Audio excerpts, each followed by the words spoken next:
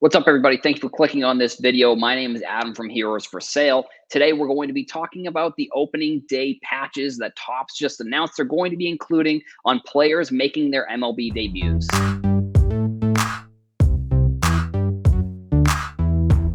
I'm interested to hear your thoughts about this topic. Make sure you leave a comment, like the video if you enjoyed, and subscribe if you are new. All right, so Topps opening day, exciting, super exciting opening day. Everybody thinks it's just opening day. That's the only thing that is going to be the exciting part of today. And then in the morning, Topps comes out with the huge announcement that players are going to have MLB debut patches on their jerseys if they're making their major league debut.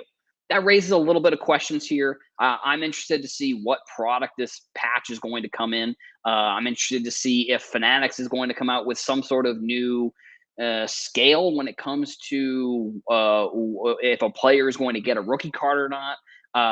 How are they going to sell these cards, or how are they going to put these cards onto the patches? Are they going to be selling them? Are they going to be putting them in boxes? I mean, there's tons of, I think, speculation on what Topps is going to be doing here, to be completely honest. And I'm excited. I mean, obviously, I feel like I'm definitely somebody who is excited about anything new in the hobby. Obviously, I mean, I do, we got this show that we're doing. So like anytime that there's new news and stuff along those lines, I'm excited for it. So like for this, we had Anthony Volpe, we had Jordan Walker, we had the Red Sox player from Japan. I know I think there was 10 rookies on opening day that got this opening day patch. And I think at the Mint Collective, Topps was asked the question, what product is going to come out with? I don't think that they have announced the exact product. I guess I would like to see Topps come out with maybe like a National Treasures style product for these boxes, or for the cards that are going to contain these patches. Like I said, I think there's like Transcendent is one of kind of the higher end products, but I don't think Topps has brand recognition when it comes to some of their higher end products. That might just, be my own bias, I guess you could call it. But like when I look at it, I can name 4 or 5 different Panini high end products, National Treasures, Flawless, Impeccable, Immaculate. I mean, that's just a name, like that's just a couple I can name off the top of my head. I mean, I know that there are a bunch of others, but like I don't feel like Topps has that brand recognition for any of their high-end brands. I don't know if this would come in like I don't think it would be a good card to put in like a flagship set, because I feel like it's a weird mix between, like, if you're putting in a flagship set, you're putting like a one of one card that I think for some players could potentially be like, we could be looking at this card as like the Bowman Chrome Superfractor autograph, for if they put an autograph on this card, obviously.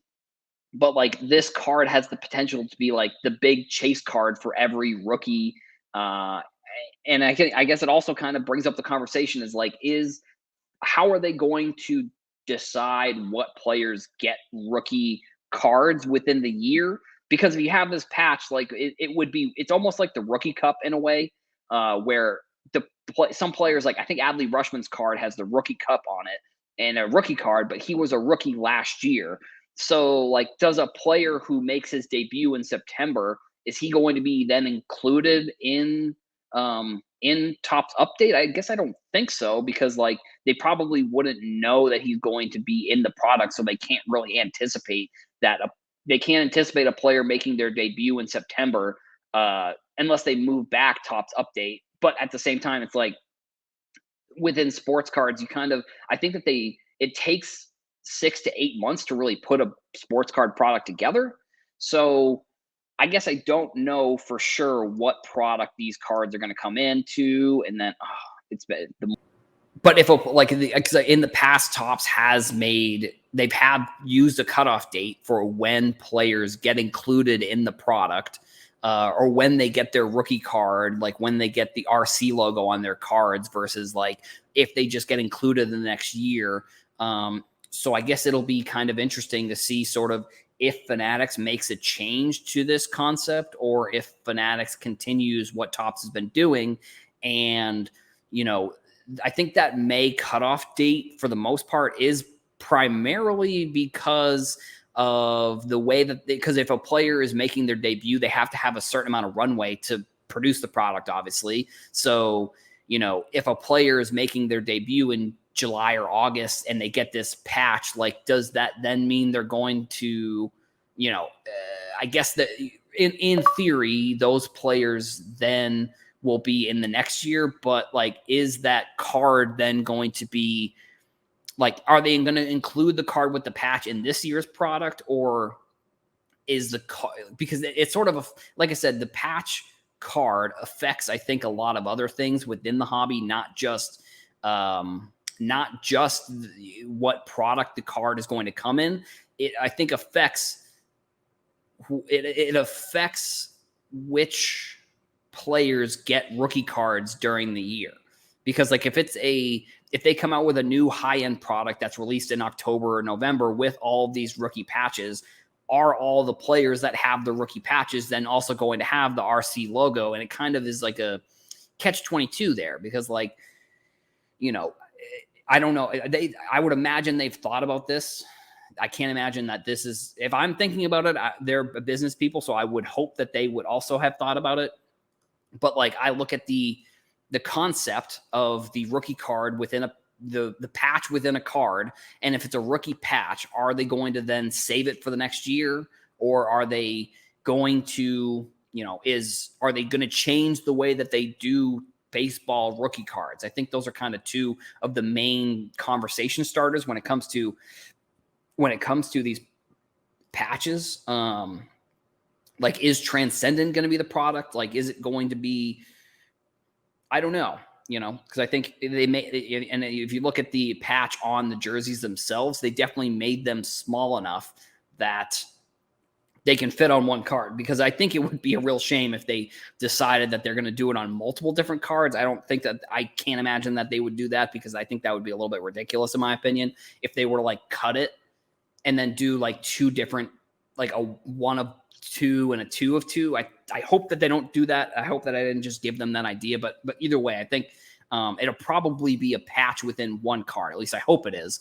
But what's going to happen when is the card going to be featured in a product, and is the player going to be, is the player required to have the rookie logo for that card to be included in that year's product? Those are kind of some of the questions that I don't know. Maybe if someone's listening to this at Mint Collective and they have the opportunity to talk to somebody at Topps or Fanatics, I think that those would probably be the questions that I would ask. Whether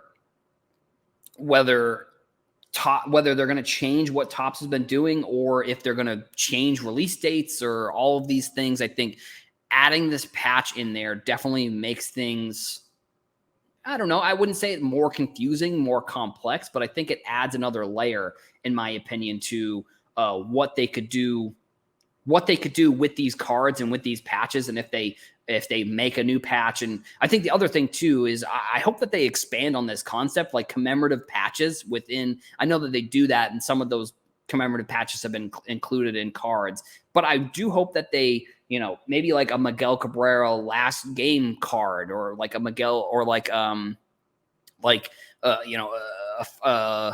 I don't know, I guess they wouldn't really be able to do it in real time. It would have to be something like that, where it's like, or like all-star game patches or certain game day patches. Like, I hope that they maybe start to use those concepts a little bit more. Cause like, I feel like with, what's it called? I feel like with MLB, they definitely do a much better job than Panini at using patches like this and actually authenticating within cards, like the actual patches that are being used.